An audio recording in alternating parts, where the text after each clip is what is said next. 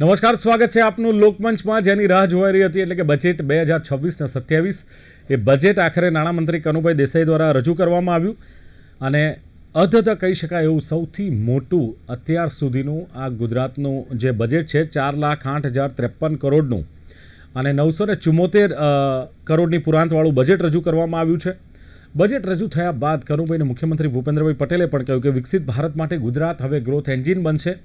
સમાવેશી વિકાસલક્ષી બજેટ છે અને કૃષિ, ઉદ્યોગ, યુવા, રોજગાર, મહિલા સશક્તિકરણ પર ભાર મુકાયો છે એવી વાતો કરી છે. અને જે જીરામજી યોજના છે એના માટે 1500 કરોડની ફાળવણી, જે ગ્રામ્ય વિસ્તારમાં રોજગારીની વાતો છે એમાં 1500 કરોડની ફાળવણી છે. નવો આવકવેરો અમલમાં આવશે 1 એપ્રિલથી અને હાલના જે ટેક્સ સ્લેબ છે એમાં કોઈ ખાસ તો ફેરફાર કરાયો નથી, પણ ઇન્ફ્રાસ્ટ્રક્ચર માટે રેકોર્ડ બ્રેક જે ફાળવણી કરી છે 12.2 લાખ કરોડની અને નાના ઉદ્યોગોને પ્રોત્સાહન આપવા માટે પણ 10,000 કરોડનું એક ગ્રોથ ફંડ આપવામાં આવ્યું છે.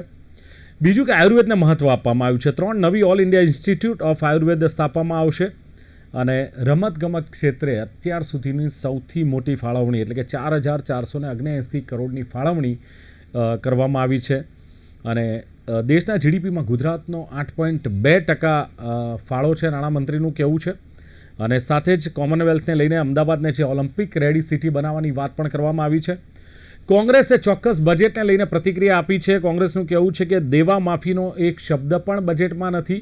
ખેડૂતોના વિધવા અને વૃદ્ધ પેન્શનની કોઈ જાહેરાત કરવામાં આવી નથી. વિપક્ષ તરફથી એ પણ કહેવાયું છે કે મોટા પ્રમાણમાં લોકોને વિનામૂલ્યે અનાજ આપવું પડે તો પછી આ ગુજરાતનો કેવો વિકાસ. અને સાથે વર્તમાન સમયની વાસ્તવિકતાથી આ બજેટ વિપરીત છે અને ખેડૂતોના દેવા માફીની જે જાહેરાત થવી જોઈએ એને લઈને પણ કોંગ્રેસે સવાલ ઉઠાવ્યા છે. શિક્ષિત બેરોજગાર માટે પણ કોંગ્રેસે કહ્યું છે કે જોગવાઈ ઓછી જોવા મળી રહી છે. એટલે ક્યાંક ચૂંટણીલક્ષી બજેટ, ક્યાંક પ્રજાલક્ષી બજેટ અને એ પ્રમાણે જ્યારે ચર્ચાઓ થઈ રહી છે ત્યારે આ બજેટ 2026 ને 27 વાસ્તવિકતા શું છે એ પ્રયાસ કરીએ આપણે ક્યાંક સમજવાનો. અને એના જ માટે મારી સાથે જોડાયા છે ગુજરાત પ્રદેશ કોંગ્રેસના વાઇસ પ્રેસિડેન્ટ અશોક પંજાબી છે. અશોકજી, સ્વાગત છે આપનું લોકમંચમાં. નમસ્કાર. સાથે જ ઉર્વિશ કંથારિયા ભારતીય જનતા પાર્ટીના નેતા છે. ઉર્વિશજી, આપનું પણ સ્વાગત. નમસ્કાર. અને NICM national institute of cooperative મેનેજમેન્ટના બેન્કિંગ ને ફાઇનાન્સ ડિપાર્ટમેન્ટના પ્રોફેસર એવા મહેન્દ્ર ત્રિવેદી મારી સાથે છે. મહેન્દ્રભાઈ, આપનું પણ સ્વાગત. ધન્યવાદ. નમસ્કાર જી.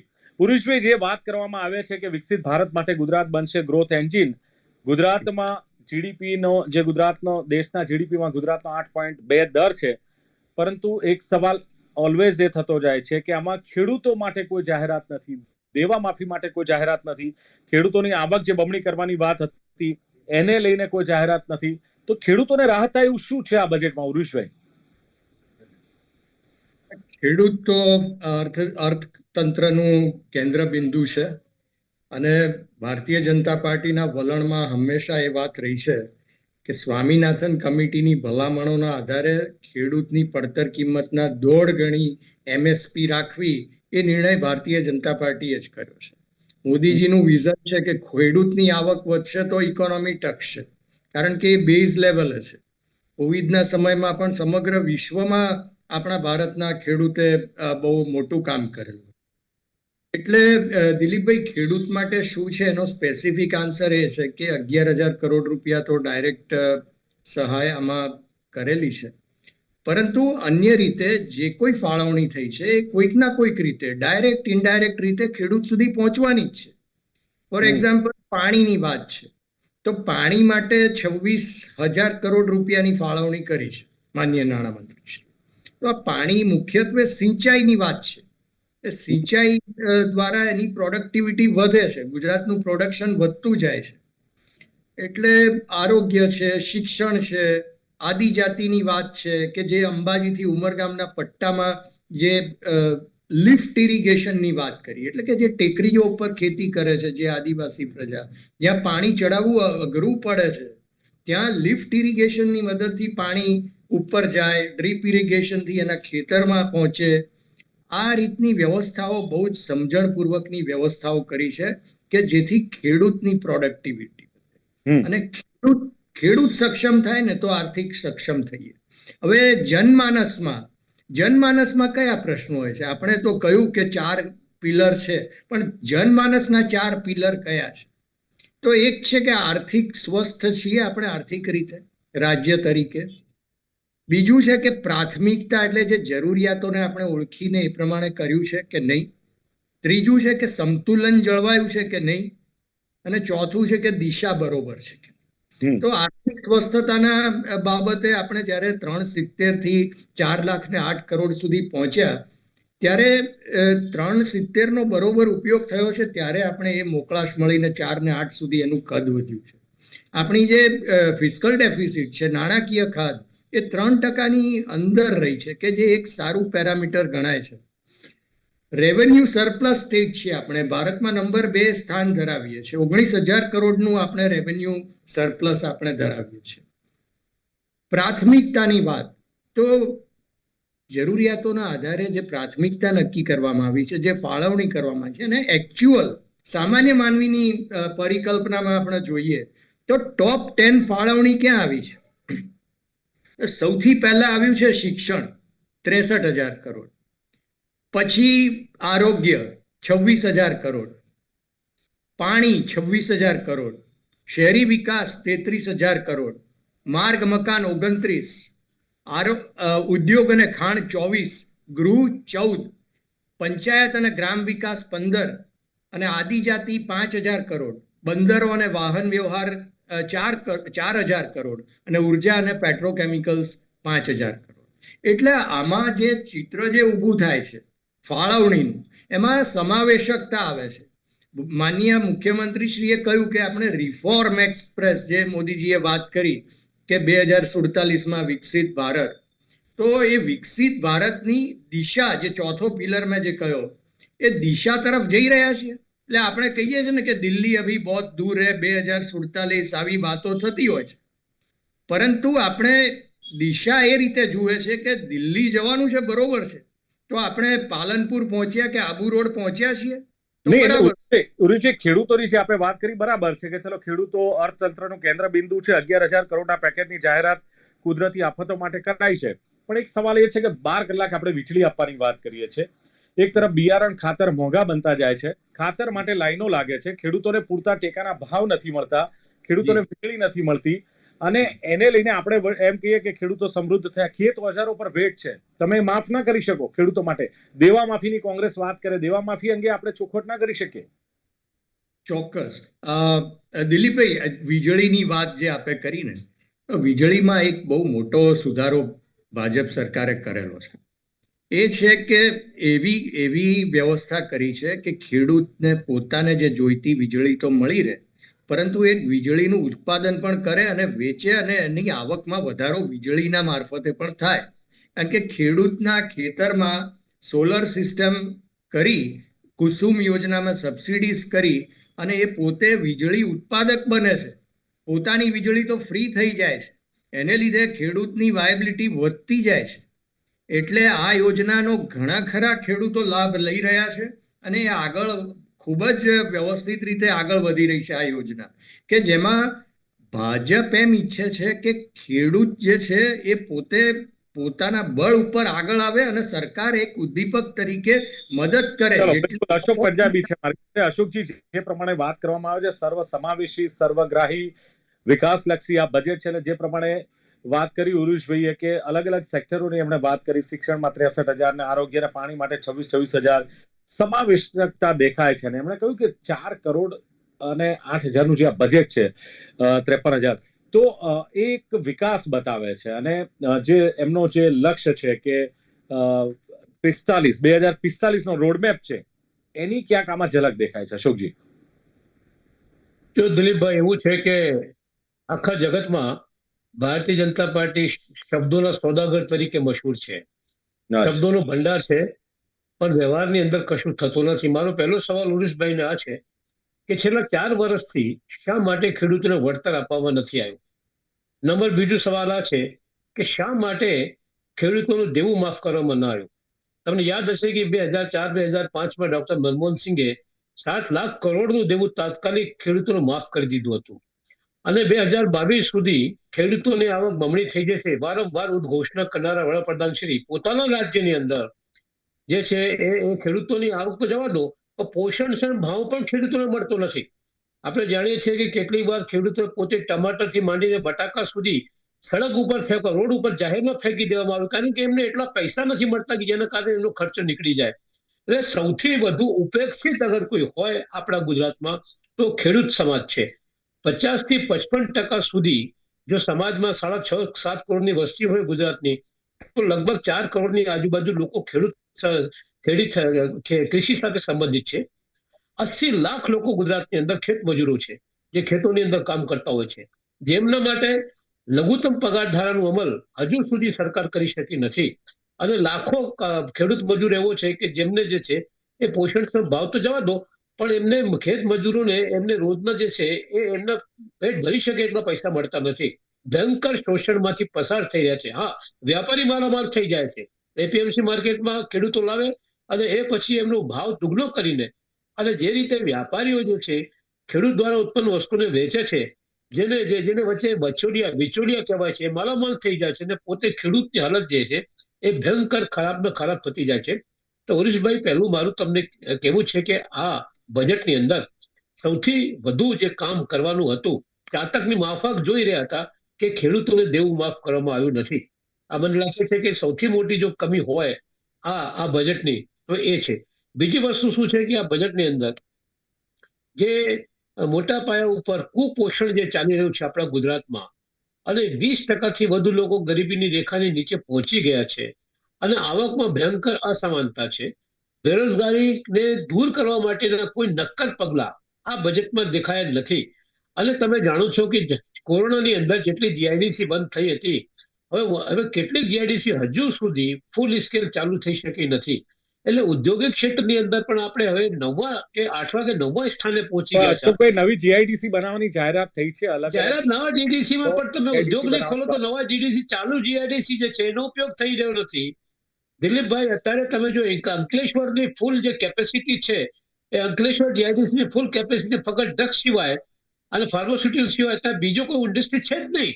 અને પરિસ્થિતિ એવી છે કે તમે અહીંયા જાઓ, આપણે અમદાવાદમાં તમે જોઈ શકો છો કે નરોડાથી માંડીને વટવા સુધી જે નાના નાના કારખાના બંધ થયા હતા, ચાલુ થયા જ નથી. અને કેટલા લોકો જો બેરોજગારીના ખપ્પરમાં ઉમાયા છે. કોઈ નિશ્ચિત દ્રષ્ટિ જેને કહેવાય કે ભાઈ ઉદ્યોગમાં અથવા તો કૃષિમાં કયા ક્ષેત્રમાં તમે ગુજરાતને આગળ લાવવા માંગો છો.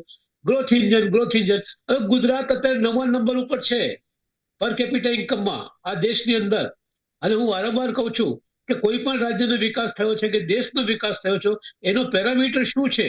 આરોગ્ય, શિક્ષણ તો છે જ, પણ એની સાથે સાથે માથાદીઠ આવક કેટલી વધી છે. આજ અમીર થતો જાય છે, ગરીબ થતો જાય છે. અશોકજી, આવકની અસમાનતાની વાત કરી પ્રોફેસર મહેન્દ્ર ત્રિવેદી. જે પ્રમાણે આત્મનિર્ભર ગુજરાતની વાતો જે વિપક્ષ કહે છે કે ભારતીય જનતા પાર્ટી કરે છે, પણ આ બજેટમાં એમએસએમઈ, ગૃહ ઉદ્યોગ માટે કોઈ ખાસ જોગવાઈ નથી. બીજું મહેન્દ્રભાઈ, જે મિડલ ક્લાસ છે એમને શું મળ્યું? ક્યાંક રાહતનો વરસાદ છે કે પછી આંકડાકીય માયાજાળ કહેશો આ બજેટને? કઈ રીતે કહેશો? બજેટ છે ને આખરે બજેટ છે, અને બજેટનો જે કદ જોયું 4.08 લાખ કરોડ, અને એની અલગ અલગ સેક્ટરની અંદર જે ફાળવણી કરી, એલોકેશન કર્યું, એના ફિગર જોયા પછી એમ લાગે છે કે ના, સરકારે એક વસ્તુનો પ્રયત્ન કર્યો છે કે દરેક સેક્ટરમાં કામ કરતા લોકોને, એમાં યુવાનો આવે, કિસાનો આવે, વિદ્યાર્થીઓ આવે, શિક્ષણ આવે, હેલ્થ આવે, દરેકને આવરી લેવાનો એક પ્રયાસ કર્યો છે. અને સંતુલન જાળવવાનો અને પ્રયત્ન અવશ્ય કર્યો છે એવું મને લાગે છે. હવે બંને મહાનુભાવોની મેં વાત સાંભળી. દેવા માફી કેમ નથી કરી? ખેડૂતોની દેવા માફી ઘણા વર્ષોથી આ ચર્ચાઓ ચાલે છે ટીવીમાં અને મીડિયામાં અને જાહેર પ્લેટફોર્મ ઉપર. હકીકત એ છે કે દેવા નાબૂદી એટલે નથી કરવામાં આવતી. એસબીઆઈના ચેરપર્સન અરુંધતી રોય એક જમાનામાં એણે આ બાબતમાં એવો રિસ્પોન્સ આપ્યો હતો કે જે દેવું કરેલું છે એ વ્યક્તિએ પૈસા પાછા આપવા પડે. તમે જાણો છો બેન્કિંગ ક્ષેત્રમાં એનપીએ મોટામાં મોટો સવાલ છે. એનપીએ ઉદ્યોગોમાં થાય છે, વ્યક્તિગત થાય છે, નાના એકમો કરે છે. એવા સંજોગોમાં ખેડૂતો તરફથી મળતી રિકવરી, અને એને એમ પણ કહેવામાં આવ્યું કે તમે એને બીજી રીતે મદદ કરો, પણ વસૂલાતની પ્રક્રિયા છે, રિકવરી પ્રોસેસને ખૂબ જ નુકસાન થયેલું છે. અગાઉ જ્યારે દેવા નાબૂદી થઈ હતી પછીથી એવું બનતું હતું કે દરેક બેન્કર્સનો અનુભવ છે કે રિકવરીમાં જાય એટલે એમ વિચારે ના, એવું જ વિચારે દેવા નથી આપતા દેવા નાબૂદીના બદલે બીજી રીતે મદદ કરી શકાય, પણ બેન્કિંગની રિકવરી પ્રોસેસ બહુ જ સિરિયસ રીતે મેનેજ કરેલી. ભાઈ અશોકભાઈ કહી રહ્યા છે કે ઉદ્યોગપતિઓનું દેવું માફ થાય છે પણ ખેડૂતોનું દેવું માફ નથી થતું. આ આપણે ઘણા સમયથી સાંભળીએ છીએ. કારણ એ છે સાહેબ કે ખેતીવાડી આપણો પ્રાઇમરી મુખ્ય વર્ષો જૂનો વ્યવસાય છે. દરેક ગામડામાં મોટા ભાગના લોકો 10 માંથી 7 લોકો એ ખેતીમાંથી આવક મેળવે. તો એના કારણે શું બને છે કે એને દેવા નાબૂદી નહીં કરી, પણ એના બદલે તમે બીજી રીતે હેલ્પ કરો. આમાં જેવી રીતે KCCનો વ્યાપ વધારવો અથવા નવા પ્લાન્ટ નાખવા, એને સબસિડી વધારે આપવી, સાહેબે વાત કરીએ એમ વીજળી પાણી મળી રહે, એગ્રીકલ્ચરના ઇનપુટ સસ્તા બને એને માટે પ્રયત્ન કરાય.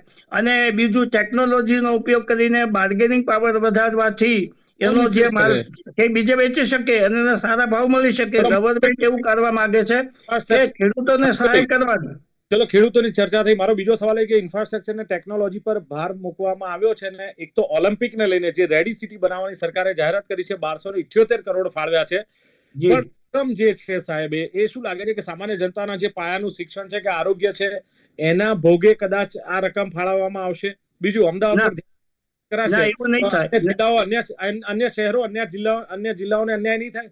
ના, એવું બને એવું નથી. કારણ એ છે કે આ જે આખું બજેટ છે એના મેઇન 3 પિલર હું ગણું તો એમાં ખાસ કરીને ઇન્ફ્રાસ્ટ્રક્ચર ડેવલપમેન્ટ, પછી બીજું ટુરિઝમ અને ત્રીજું સ્પોર્ટ્સ.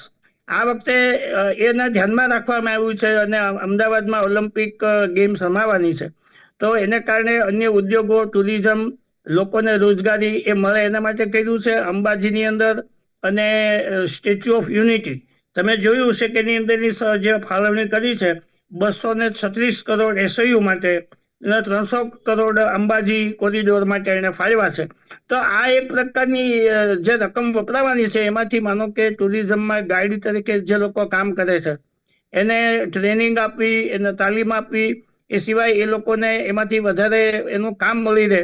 ટુરિઝમ વધશે તો શું થશે કે હોટલ ઉદ્યોગ છે, પરિવહન છે, બીજા શ્રમ કરતા માણસો છે એ દરેકને એનો લાભ મળશે. તો બજેટ સીધી રીતે કોઈને મદદ નહીં કરે, પણ જે ફાળવણી કરી છે એનો યોગ્ય ઉપયોગ થાય તો એને કારણે યુવાનોને, મહિલાઓને, શ્રમિકોને કોઈને કોઈ જગ્યાએ આવકમાં વધારો થાય એવો પ્રયત્ન આ બજેટમાં દેખાય છે. વિધવાની પેન્શન બંધ કરી દીધી છે. વિધવા પેન્શન કેમ નથી આપતા? અશોકજી, હવે એ જવાબ મહેન્દ્રભાઈ આપે એના કરતા ઉર્વિશભાઈ તમારો જવાબ આપશે. એક તો ઉર્વિશભાઈ અશોકભાઈનો જવાબ આપજો કે વિધવા પેન્શનની વાત કરીએ. બીજું કે સ્લેબને જે ટેક્સના સ્લેબને લઈને કોઈ ફેરફાર કરવામાં નથી આવ્યો ઉર્વિશભાઈ, અને એને લઈને આમ આદમીના ખિસ્સા પર જે ભાર છે એ હળવો નથી થયો. ખાસ તો નવા ટેક્સ નથી પરંતુ પેટ્રોલ ડીઝલ પર તમે વેટ ઘટાડીને સામાન્ય માણસને, મધ્યમ વર્ગને રાહત આપી શક્યા હોત. બિલકુલ સાચી વાત છે.